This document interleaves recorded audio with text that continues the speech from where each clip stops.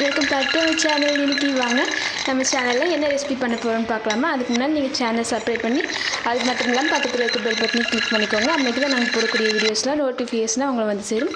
இப்போ வாங்க நம்ம என்ன ரெசிபி பண்ண போகிறோம்னு பார்க்கலாம். இன்றைக்கி நம்ம வீட்டில் பூரியும் பேபி பொட்டேட்டோ மசாலா வந்து வைக்க போகிறோம். அதுக்கு பச்சை பட்டாணி ஃப்ரெஷ்ஷாக யூஸ் பண்ணியிருக்கோம். அதெல்லாம் இப்படி ஒவ்வொன்றையும் பிச்சு உள்ளே இருக்க பட்டாணியெல்லாம் தனியாக எடுத்து வச்சிடலாம். இங்கே நம்ம ஃப்ரெஷ் பட்டாணியெல்லாம் தொலியெல்லாம் எடுத்துகிட்டு வச்சுருக்கோம். அதுக்கப்புறம் மாவு பிசைஞ்சிடலாம். பூரிக்கு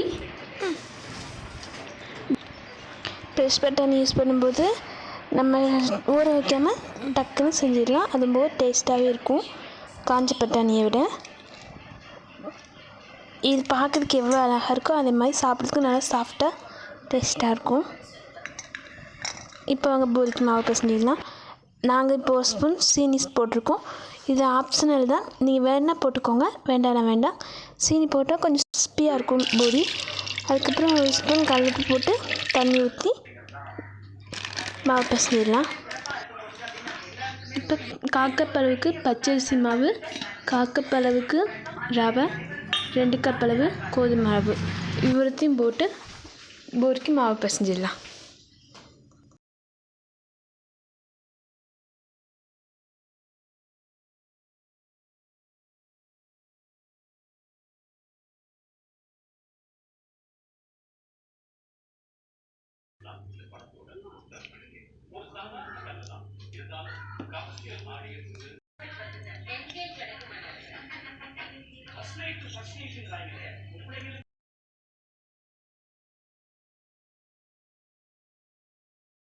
மாவு நல்லா பிசைஞ்சாச்சு.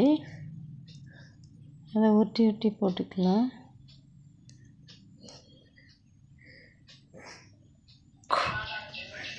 பேபி பொட்டேட்டோஸ்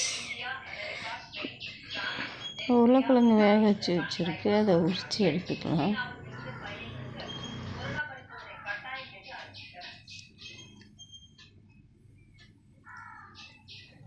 குட்டி குட்டி உருளைக்கிழங்கு, பெரிய உருளைக்கிழங்கு கூட நல்ல டேஸ்ட்டாக இருக்கும்.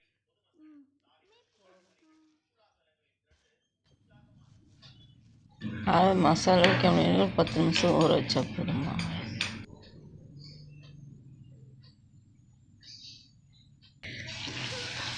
எண்ணெய் ஊற்றி பொரிச்சு எடுத்துடலாம் பூரியை.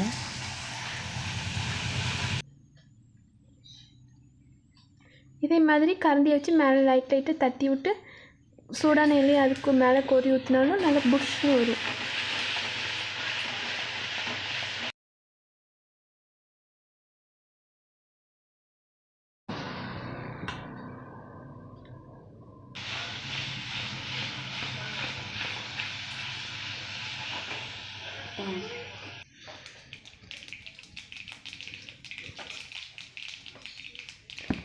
இப்போ பூரி எல்லாத்தையும் பொரித்து எடுத்தாச்சு. அதே கடாயில் நம்ம கொஞ்சம் எண்ணெய் ஊற்றிட்டு கடுவேப்பிலையும் போட்டு மசாலா வச்சிடலாம். பெரிய உள்ளி 2 வெட்டி வச்சுருந்தா அதையும் போட்டுடலாம். அதுக்கப்புறம் காரத்துக்கு ஒரு 2 மிளகாய் போட்டுடலாம். நல்லா வதக்கி விட்டுடலாம் எல்லாத்தையும்.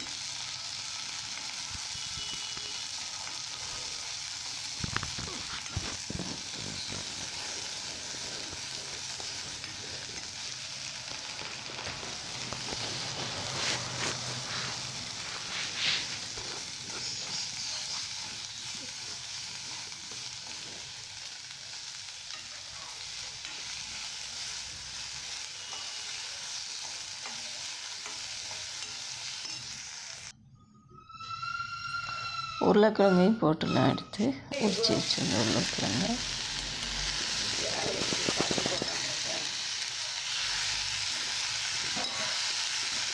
இது பேபி பொட்டேட்டோஸுங்கிறதால இதை வந்து மசிக்க தேவையில்லை, முழுசாகவே போட்டுடலாம்.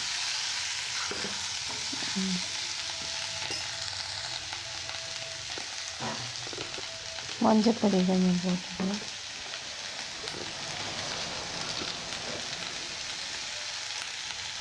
உப்பு அதுக்கு தகுந்த மாதிரி போட்டுக்கலாம்.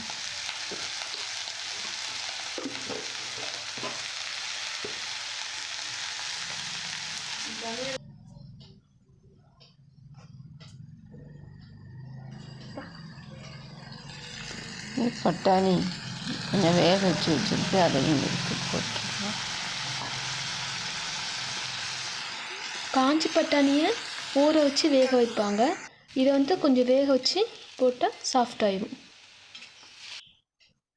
இதை வந்து ஊற வைக்க தேவையில்லை.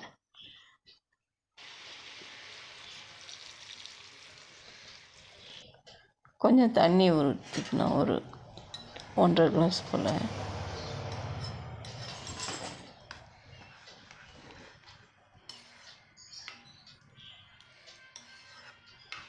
நல்லா கொதித்து வரட்டும்.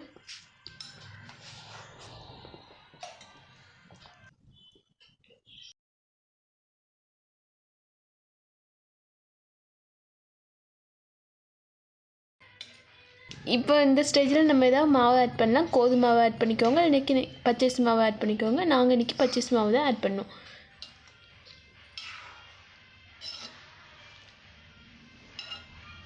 மசாலா வந்து கெட்டியாக இருக்குது. அவ்வளோதான், மசாலா வச்சாச்சு. கொதிச்சா முடிஞ்சுது. இதுமாதிரி நீங்களும் ட்ரை பண்ணி பாருங்கள், சூப்பராக இருக்கும். எங்கள் வீட்டு பிரேக்ஃபாஸ்ட் இன்றைக்கி பூரியும் பெல் பொட்டேட்டோஸ் மசாலா தான். இதே மாதிரி நீங்களும் செஞ்சு பாருங்கள், சூப்பராக இருக்கும்.